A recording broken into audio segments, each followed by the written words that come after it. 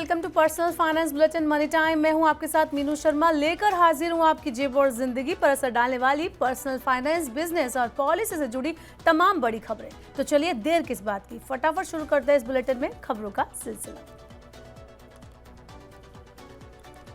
NTPC green energy के IPO की आज शेयर बाजार में लिस्टिंग हो गई है, जो सुस्त रही, लेकिन इसके बावजूद इस शेयर ने रफ्तार भी पकड़ी। बीएसई में आईपीओ 3.33% के प्रीमियम के साथ 111.60 रुपए पर शेयर पर लिस्ट हुआ। एनएसई में लिस्टिंग 111.50 रुपए पर शेयर पर हुई। लिस्टिंग के बाद कंपनी के शेयर्स में तेजी देखने को मिली और 10% के उछाल के साथ 122.65 रुपए का अपर सर्किट भी लगा। हालांकि इसके बाद गिरावट तो आई, लेकिन एक बार फिर करीब 1:30 बजे 122.65 रुपए का अपर सर्किट लग गया। बता दें कि एनटीपीसी ग्रीन एनर्जी के आईपीओ को बोली के अंतिम दिन बीते शुक्रवार को 2.40 गुना सब्सक्रिप्शन मिला था। कंपनी के 10,000 करोड़ रुपए के आईपीओ के लिए 102 से 108 रुपए प्रति शेयर का मूल्य दायरा तय किया गया था। एनटीपीसी ग्रीन एनर्जी एक महारत्न पीएसयू है। NTPC green energy solar and wind energy से संबंधित कारोबार से जुड़ी है। जापान की टू व्हीलर निर्माता होंडा मोटरसाइकिल एंड स्कूटर ने भारत के इलेक्ट्रिक टू व्हीलर मार्केट में कदम रख दिया है। कंपनी ने बुधवार को भारतीय बाजार में 2 इलेक्ट्रिक स्कूटर एक्टिवा ई और QC1 पेश किए। फिलहाल होंडा ने वाहनों की कीमतों की जानकारी नहीं दी है। इनकी बुकिंग अगले साल 1 जनवरी से शुरू होगी। ई एक्टिवा की सप्लाई फरवरी से की जाएगी। बता दें कि होंडा के इलेक्ट्रिक स्कूटर का भारत में लंबे समय से इंतजार किया जा रहा था। इसका भारतीय बाजार में मार्केट लीडर ओला इलेक्ट्रिक, बजाज के चेतक और टीवीएस के iQube से होगा। इसके अलावा जॉय, ओकिनावा और ओकाया जैसी कंपनियां भी इसके निशाने पर होंगी। कंपनी के मुताबिक एक्टिवा ई में स्वैपेबल बैटरी टेक्निक दी गई है, वहीं QC1 में फिक्स बैटरी मिलेगी। अगली खबर भी इलेक्ट्रिक वाहन की है। इस बार 4 व्हीलर की बात करते हैं। महिंद्रा ने भारतीय बाजार में XEV9e इलेक्ट्रिक एसयूवी लॉन्च कर दिया है। आपको बता दें कि इसकी डिलीवरी फरवरी 2025 से शुरू होगी। महिंद्रा का दावा है कि एक बार फुल चार्ज होने पर XEV9e 659 किलोमीटर की रेंज देगी। इस ऑल इलेक्ट्रिक कूपे स्टाइल एसयूवी को 21.90 लाख रुपए की शुरुआती कीमत पर पेश किया गया है। फिलहाल कंपनी ने इसके केवल बेस वेरिएंट की कीमत का ही ऐलान किया है। अगले साल जनवरी में इसकी बाकी सभी वेरिएंट की कीमतों की घोषणा भी की जाएगी। साइज में ये एसयूवी XUV 700 से भी बड़ी है। इसकी लंबाई एसयूवी 700 की कंपैरिजन में तकरीबन 5 मिलीमीटर ज्यादा है। वहीं इसका व्हील बेस एसयूवी के 2750 मिलीमीटर की तुलना में 5 मिलीमीटर ज्यादा है, जिससे आपको केबिन स्पेस बेटर मिलता है। राष्ट्रीय कृषि और ग्रामीण विकास बैंक यानी नाबार्ड ने कहा है कि देश भर के सहकारी बैंकों का मार्च 2025 तक डिजिटलीकरण कर लिया जाएगा। इससे इन वित्तीय संस्थानों के संचालन को सुव्यवस्थित किया जाएगा और उनकी दक्षता बढ़ाई जा सकेगी। भारतीय रिजर्व बैंक ने सभी सहकारी बैंकों को कोर बैंकिंग समाधान अपनाना अनिवार्य कर दिया है। हालांकि सरकार का कहना है कि अधिकांश सहकारी बैंकों की हालत खस्ता है और वो टेक्नोलॉजी पर निवेश करने की स्थिति में नहीं है। इसके लिए रिजर्व बैंक फिनटेक कंपनियों की मदद लेने जा रहा है। बता दें कि इस महीने की शुरुआत में वित्त मंत्रालय ने RRB के लिए एकीकरण के चौथे दौर की शुरुआत की है और ऐसे बैंकों की संख्या वर्तमान में 43 से घटकर 28 रह जाने की संभावना है।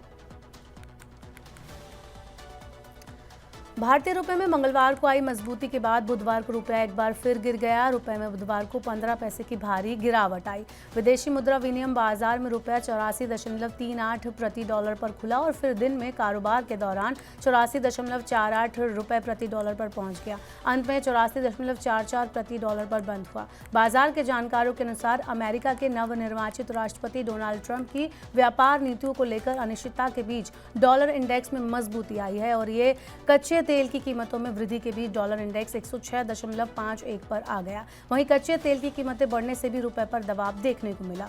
विदेशी मुद्रा कारोबारियों के अनुसार घरेलू शेयर बाजारों के मजबूत रुख, FII निवेश के चलते निचले स्तर पर रुपए को समर्थन मिला। रुपया मंगलवार को अमेरिकी डॉलर के मुकाबले 84.29 पर बंद हुआ था। भारत में डेयरी उत्पादन में तेजी देखने को मिली है। बीते साल देश में दूध का उत्पादन 4% बढ़कर 239.3 मिलियन टन पहुंच गया। इस दौरान मांस के उत्पादन में 5% की बढ़ोतरी हुई है। अब मांस का उत्पादन 10 मिलियन टन हो गया है। वहीं देश में अंडा उत्पादन 3% बढ़ा है। इसके साथ ही भारत 142.77 अरब अंडों के उत्पादन के साथ दुनिया का दूसरा सबसे बड़ा उत्पादक देश बन गया है। इस समय प्रति व्यक्ति अंडे की उपलब्धता 103 अंडे प्रति वर्ष है। संसद में सरकार ने जानकारी देते हुए बताया कि भारत में दूध की प्रति व्यक्ति उपलब्धता 2022-23 में 459 ग्राम प्रतिदिन से बढ़कर 2023-24 में 471 ग्राम प्रतिदिन हो गई। इसके साथ ही देश में कुल ऊन उत्पादन 33.69 मिलियन किलोग्राम आंका गया है। माल ढुलाई वाले इलेक्ट्रिक तिपहिया वाहनों पर सब्सिडी आगे भी जारी रहेगी। सरकार ने 10,900 करोड़ रुपए की पीएम ई ड्राइव योजना के तहत ऐसे वाहनों के लिए सब्सिडी के दूसरे चरण को आगे बढ़ा दिया है। ये कदम ऐसे समय में उठाया गया है जब L5 श्रेणी के इलेक्ट्रिक तिपहिया वाहनों पर चालू वित्त वर्ष 2024-25 के लिए सब्सिडी आवंटन पहले ही समाप्त हो चुका है। हालांकि सब्सिडी राशि को 25,000 रुपये प्रति वाहन तक सीमित कर दिया गया है। ये 1 अप्रैल से 7 नवंबर 2024 के बीच पंजीकृत 80,546 वाहनों के लिए 50,000 रुपये प्रति वाहन थी, यानी अब आधी ही सब्सिडी मिलेगी। सरकार के मुताबिक 8 नवंबर 2024 से 31 मार्च 2026 तक वाहन पोर्टल पर पंजीकृत होने वाले 1,24,846 वाहन 2500 रुपये किलोवाट घंटा की सब्सिडी का लाभ उठा सकेंगे। अगली खबर भारतीय टेलीकॉम कंपनियों के कर्ज से जुड़ी है। सरकार ने बुधवार को संसद में एक लिखित जवाब में बताया कि वित्त वर्ष 2024 में देश के 4 प्रमुख दूरसंचार ऑपरेटर्स पर कुल कर्ज 4 लाख करोड़ रुपए को पार कर गया है। सरकार के लिए पीठ ठोकने वाली बात है कि सरकारी स्वामित्व वाली BSNL ने प्रतिस्पर्धियों के बीच सबसे कम कर्ज लिया। BSNL पर 23,297 करोड़ रुपए का कर्ज है। सरकार द्वारा जारी आंकड़ों के अनुसार 31 मार्च 2024 तक सबसे ज्यादा कर्ज वोडाफोन आइडिया पर है। वोडाफोन आइडिया ने 2.07 लाख करोड़ रुपए का कर्ज ले रखा है। ये कंपनियों पर कुल कर्ज का लगभग आधा है। इसके अलावा भारतीय एयरटेल ने 1.25 लाख करोड़ रुपए, जियो इन्फोकॉम ने 52,740 करोड़ रुपए का कर्ज ले रखा है। वित्त वर्ष 2022 में BSNL पर 40,400 करोड़ रुपए का कर्ज था। हालांकि रिवाइवल पैकेज और सरकार की वित्तीय मदद में से इसमें 28,092 करोड़ रुपए की कमी आ गई है। भारतीय शेयर बाजार में एक बार फिर तेजी लौट आई। बुधवार के कारोबार में BSE सेंसेक्स 230 अंक की तेजी के साथ 80,234 पर बंद हुआ। कारोबार के दौरान एक समय ये 507.09 अंक तक चढ़ गया था। वहीं नेशनल स्टॉक एक्सचेंज का निफ्टी भी 80.40 अंक की बढ़त के साथ 24,274.90 अंक पर बंद हुआ। मुख्य रूप से विदेशी संस्थागत निवेशकों के पूंजी निवेश के बीच अदानी समूह की कंपनियों के शेयरों में तेजी से बाजार को समर्थन मिला।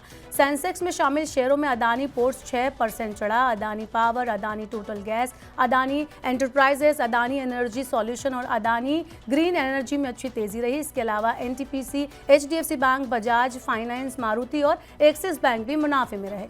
दूसरी तरफ नुकसान में रहने वाले शेयरों में टाइटन, भारतीय State Bank, Asian Paint, Tata Consultancy Services, HCL Tech, Sun Pharma, IndusInd Bank और ICICI बैंक शामिल हैं। भारत में पर्सनल कंप्यूटर की डिमांड में वृद्धि देखने को मिली है। जुलाई से सितंबर के बीच की तिमाही में भारत में रिकॉर्ड 44.9 लाख यूनिट बिकी हैं। ये किसी भी तिमाही में अब तक की सबसे ज्यादा बिक्री है। बता दें कि यहाँ पर्सनल कंप्यूटर का अर्थ डेस्कटॉप, नोटबुक और वर्क स्टेशन जैसे डिवाइसेस से है। Market research company international data corporation की रिपोर्ट के अनुसार पर्सनल कंप्यूटर बाजार में हैवलेट पैक्ड यानी HP 29% बाजार हिस्सेदारी के साथ सबसे बड़ी कंपनी है। हालांकि उसकी बिक्री सालाना आधार पर 1.5% घटकर 13 लाख इकाई रही है। वहीं दूसरे नंबर पर लेनोवो और तीसरे नंबर पर डेल है। वहीं सेगमेंट की बात करें तो डेस्कटॉप श्रेणी में सालाना आधार पर 8.1% की गिरावट आई है। वहीं नोटबुक की बिक्री 2.8% और वर्क स्टेशन की बिक्री 2.4% बढ़ी है। रिपोर्ट में कहा गया कि त्योहारों के दौरान ऑनलाइन बिक्री से प्रीमियम नोटबुक यानी कि 83,000 रुपये महंगे नोटबुक की बिक्री सबसे ज्यादा 7.6% बढ़ी है।